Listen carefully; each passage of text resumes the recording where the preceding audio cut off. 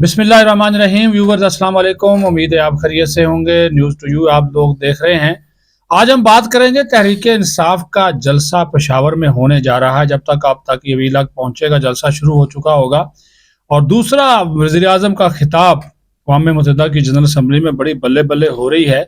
और उसमें बड़े वज़ीर आज़म ने क्या कहते हैं जी, अपना ज़बरदस्त अंदाज में अपना नुक्ता नज़र पेश किया है। भट्ट साहब बहुत शुक्रिया। सीनियर सहाफ़ी हैं आतिफ जवेद भट्ट साहब, GNN से ताल्लुक़ है, तहरीक इंसाफ को कवर करते हैं। और तहरीक इंसाफ वाले तो भाईजान वो मुसलसल हाफ़िज़ आसिम मुनीर साहब के पीछे पड़े हुए हैं जी। आपके जो कायद हैं, महबूब कायद इमरान खान साहब, वो हर अपने ट्वीट में उनका लाजमी जिक्र करते हैं। तो उनको जनरल आसिम फोबिया क्यों है भट्ट साहब? देखें जी, तकरीर में जिक्र करते हैं तो तभी अभी तक जो है ना वो जेल के अंदर ही है। अच्छा, क्योंकि जो भी पॉलिटिशियन होते हैं उनकी लड़ाई होती है सियासतदानों के साथ। सही। और इमरान खान की जो लड़ाई है वो सियासतदानों के साथ तो लड़ ही नहीं रहे, बिल्कुल, बल्कि वो कहते हैं जी ये तो सियासतदान नहीं है, फॉर्म 47 नहीं है, जो भी नाम देते हैं। बिल्कुल। और वो समझते हैं कि जो कुछ उनके साथ हो रहा है वो एक इदारे के ऊपर डालते हैं कि इदारा मेरे साथ ये कर रहा है। हालांकि जो जजेस हैं या जो पॉलिटिशियंस हैं, इनकी लड़ाई आप फैसले की हद तक होती है। ये जज पर भी इख्तिलाफ करते हैं, उसका फैसला आने से पहले कर देते हैं। जी बिल्कुल। और अब जो उनकी रिहाई नहीं हो रही या उनके जो केसेस का जो भी हो रहा है, तो वो भी सारा मलबा जो है वो आर्मी चीफ का नाम ले लेते हैं कि उनके ऊपर डाल देते हैं। अच्छा, उन्हीं जजेस का भी जिक्र करते हैं, कहते हैं जी वो 26वीं तरमीम के बाद अदलिया को खरीद लिया गया, जजेस को खरीद लिया गया। साथ ही नीचे जुमला लिख देते हैं, हमें फिर भी अदालतों से इंसाफ की उम्मीद है। ये हमारे लिए भी हैरान कुन है, लेकिन सबसे पहले ये जरूर होता है कि जब भी कोई भी हुकूमत आती है तो मुख्तलिफ बार काउंसिल्स बनी हुई है। पंजाब बार है, सुप्रीम कोर्ट बार है, इस्लामाबाद हाई कोर्ट बार है। अब ये बार जो चलती हैं, चलाता कौन है? ये वजारत कानून फंड्स देकर चलाती है। ये आपको भी पता है, मुझे भी पता है। और इमरान खान ने अगर फंड्स दिए थे, बाबर अवान ने दिए थे, मुझे याद है आज भी। तो इसका मतलब है कि वो बार जो है वो उसकी हो गई। अब आ जाते हैं अदालतों के ऊपर। अदालतों से मुतल्लिक जो भी कानून साजी करनी है वो पार्लियामेंट का इख्तियार है। वो इमरान खान का इख्तियार नहीं है, नवाज शरीफ का इख्तियार नहीं है, ना ही इदारों का इख्तियार है। वो इख्तियार है सिर्फ और सिर्फ पार्लियामेंट का। पार्लियामेंट के अंदर वो जजेस की तादाद 5 करती है या 500 करती है।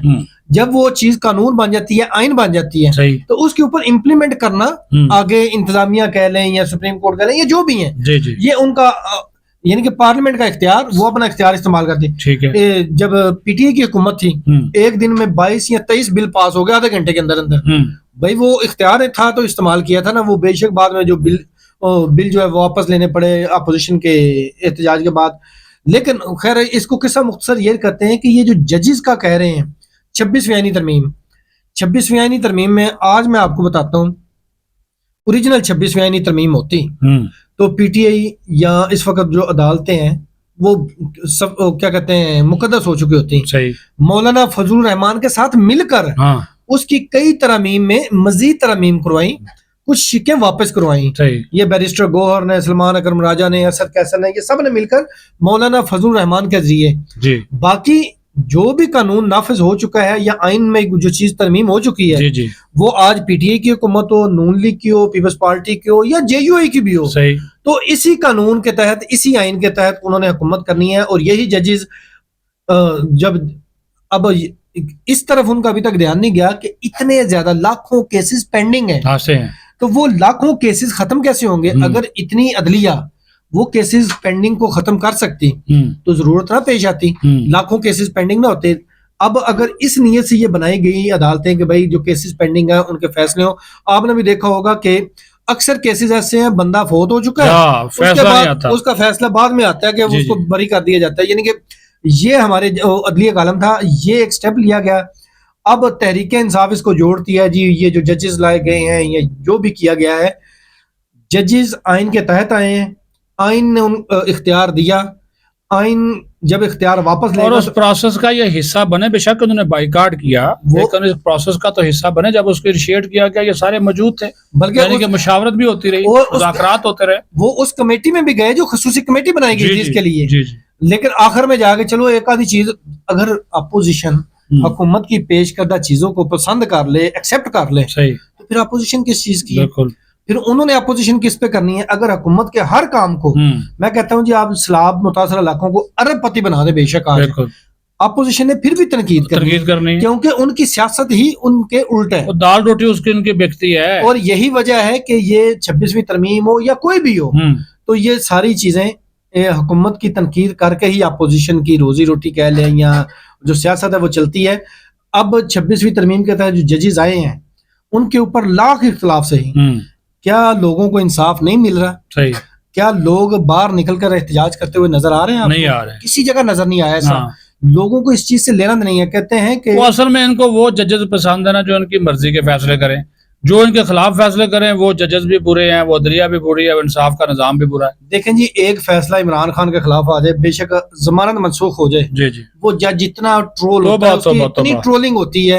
یہ ہمارے پاکستان میں ایک بڑی بری روایت جو ہے نا وہ چل پڑی ہے. ٹرولنگ سے مجھے یاد آ گیا, آپ کے ہی ادارے کے ایک سینئر صحافی ہیں اعجاز صاحب, ان کا بھی ذکر کر لیں. وہ بھی بیچارے آج کل بڑی ان کی ٹرولنگ ہو رہی ہے کہ وہ حالانکہ وہ انتہائی شریف النفس انسان ہے, میں ان کو 30 سال سے جانتا ہوں, عاطف بٹ صاحب. وہ آپ کو پتا ہے کہ وہ بیچارے کا ویسے ہی بائی پاس ہوا ہے. میرے کو کولیگ ہیں. ہاں, آپ کے تو کولیگ ہیں.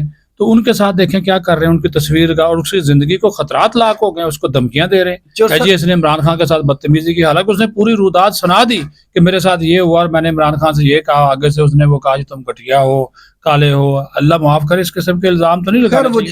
وہ تو اللہ تعالیٰ نے بنایا کسی کو گورا کسی کو کالا, تو یہ الزامات وہ لگا رہے ہیں اور اس کی زندگی کو خطرات لاحق, اور یہ پورا جو یوتھیا بریگیڈ ہے اس کے پیچھے پڑا ہوا ہے. دیکھیں جی, پاکستان تحریک انصاف کی جو سیاست ہے یا اس کا جو سوشل میڈیا ہے, جو عمران بے لگام سوشل میڈیا, بے لگام کہہ لیں, فواد چودھری عمران خان سے نیگیٹو بات کرتا ہے, فواد چودھری کی ٹرولنگ شروع ہو جاتی ہے. یعنی کہ سوشل میڈیا, علی محمد خان کو دیکھ لو, علی محمد خان کی مخالفت, جو جس نے بھی, علی امین گنڈا پور کا حال دیکھ لیں, وہ خود پیٹتا رہتا ہے کہ یار یہ سوشل میڈیا جو ہے وہ ہمیں کنٹرول کرنے کے چکر میں. ایک جبران الیاس سب پہ بھاری ہے.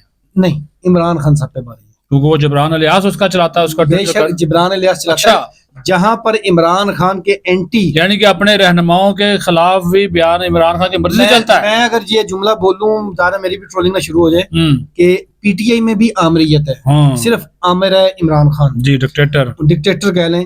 اگر اس کے علاوہ اس کے اگینسٹ کسی نے تجویز بھی دی تو وہ جو ہے وہ سوشل میڈیا پہ غدار ڈکلیئر ہو جاتا ہے. آپ نے اعجاز احمد کی بات کی ہے, وہ تو میرے کولیگ بھی ہیں, 7-8 سال سے ہم اکٹھے ہیں. کبھی میں نے اس کو ہمیشہ پولائٹ دیکھا. ہاں جی بالکل ایسا ہی, اور اس کا کبھی کوئی ایجنڈے پہ نہیں, یا کوئی سر جی سیدھی گل ہے, اگر ایجنڈے تو ہوتا نا, غریب آدمی کاریں ہوتی, کوٹھیاں ہوتی, موٹر سائیکل پہ نہ ہوتا, بیچارے کے پاس کرائے کا گھر ہے آج بھی, پتا ہے, مجھے پتا ہے, اور کوشش کرتے ہیں کہ سستا گھر کرائے پہ مل جائے. مجھے تو ساری حالت کا پتا ہے. ایسے میں اس کو ایجنٹ کرا دینا انتہائی, میں تو قابل مذمت بھی اس کو کہوں گا, اور ساتھ میں افسوسناک بھی ہے. جی, عمران خان کے لیے اتنا ضرور کہوں گا کہ عمران خان صاحب, آپ کا یہ لیول نہیں ہے کہ آپ ایک صحافی سے, سینئر صحافی ہو, جونیئر صحافی ہو. وہ ایک جملہ تھا نا کہ بڑا کپتان بڑا پھرتا ہے, ایک صحافی سے ڈرتا ہے. لیکن یہ صحافی کے ساتھ ان کا ایک لیول نہیں ہے لڑنے کا. جی دیکھیں ادارے سے لڑ رہے ہیں نا, آرمی چیف کا نام لے کر, وہ ان کا بنتا ہے, چلو جی لڑیں جی, ہمیں کیا کہتے ہیں. لیکن صحافی کے ساتھ اس لیول پر آ کر اس کو برا بلا کہنا ہے, پھر کالا جیسا لفظ استعمال کرنا یا گھٹیا کہنا. ہاں, یہ جو ایجنٹ کا ہے, یہ میں آپ کو بتا دیتا ہوں ہوا کیا ہے. ادارے کی جانب سے یہ کہا گیا تھا کہ یار یہ چونکہ بڑا کیس ہے, یہ تاریخ میں رقم ہوتے ہیں کیسز, نواز شریف کو, زرداری کو یا عمران خان کا, تو یہاں پر کسی سینئر جو ہمارے ادارے کا نا اس کی ڈیوٹی لگاتے ہیں. اعجاز صاحب ہیں, وہ بیمار آدمی ہیں, تو انہوں نے یہ ذمہ داری آفس کے کہنے پر قبول کر لی. حالانکہ وہ 11 میں ان کی بات تعریف کروں گا, وہ 11-12 بجے تک جو ہے نا وہ تیار ہوتے ہیں, تو 2 بجے تک آفس آتے ہیں روٹین میں, کیونکہ طبیعت ناساز ہے, رات ان کو نیند نہیں آتی. آپ نے جیسے کہا کہ ان کو سٹنٹ بھی ڈلا ہوا ہے. تو ایسے میں ایسے شخص کو ایجنٹ قرار دینا کہ جس نے اتنی قربانی دے رہے ہیں اپنی نیند کی, صبح 7 بجے بھی جاتے ہیں, رات 10 بجے واپس آتے ہیں. ایسا ہی ہے. اور پچھلے 1.5 سال سے اگر ایجنٹ بنے ہیں تو پرسوں جا کے بنے ہیں. ان کی مار بھی کھا رہے ہیں. وہ طیب بلوچ والے کیس میں اعجاز صاحب کے ساتھ جو دھکے پڑے, جو ان کو پھینکا گیا, ان کی مار بھی کھا رہے ہیں, آپ ان کی ٹرولنگ بھی کھا رہے ہیں. وہ کہتے ہیں نا کہ بعض کا نیکی کرنا مہنگا پڑ گیا.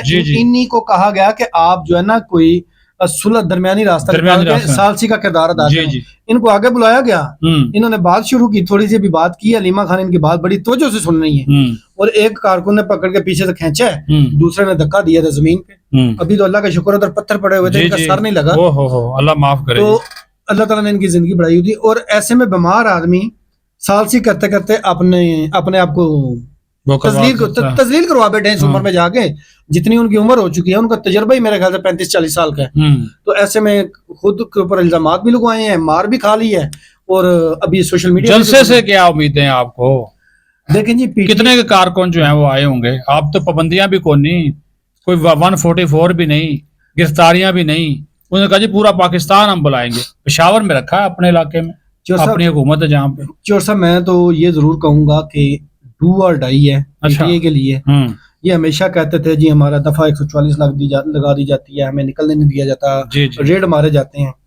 अब ये ऐसा कुछ नहीं हुआ। 27 सितंबर यानी कि आज का जो जलसा है, कारकुनान पहुंचना शुरू हो चुके हैं, कल रात से पहुंचना शुरू हो गए थे।